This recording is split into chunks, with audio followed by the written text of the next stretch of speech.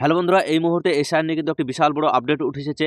SIR পিছিয়ে গেল খসড়া এবং চূড়ান্ত ভোটার তালিকা প্রকাশের দিন। ইনুমেরেশন প্রক্রিয়াতে বাড়তি সময় ঘোষণা করলো নির্বাচন কমিশন। তো নির্বাচন কমিশনের তরফ থেকে বলা হয়েছিল 9 ডিসেম্বরের মধ্যে কিন্তু এই এসআইআর প্রক্রিয়া সম্পূর্ণ খসড়া তালিকা প্রকাশ করবে।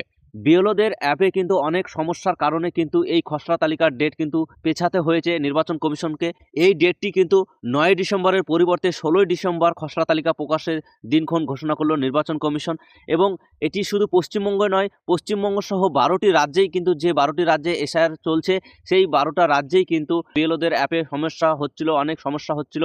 যেমন 2002 সালে ভোটার লিস্টে নাম থাকা সত্ত্বেও কিন্তু বিএলওদের অ্যাপে নাম এন্ট্রি হচ্ছিল না। সেই সমস্ত কারণেই কিন্তু নির্বাচন কমিশন 9 ডিসেম্বর থেকে 16 ডিসেম্বর কিন্তু খসড়া তালিকা প্রকাশের দিন ঘোষণা করেছে।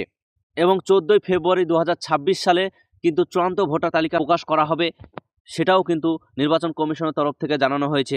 শুধুমাত্র এই খসড়া তালিকা প্রকাশের দিন কিন্তু পিছানো হয়েছে, যে আপনাদের যে ইনোমিনেশন ফর্ম জমা দেওয়ার ডেট 4 ডিসেম্বর, সেই 4 ডিসেম্বরের মধ্যে কিন্তু আপনাদেরকে ফর্ম জমা দিয়ে দিতে হবে।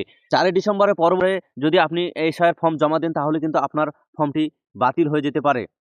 তাই অবশ্যই 4 ডিসেম্বরের মধ্যে ফর্ম জমা দিবেন এবং 9 ডিসেম্বরের পরিবর্তে 16 ডিসেম্বর কিন্তু এই খসড়া তালিকা প্রকাশিত করা হবে।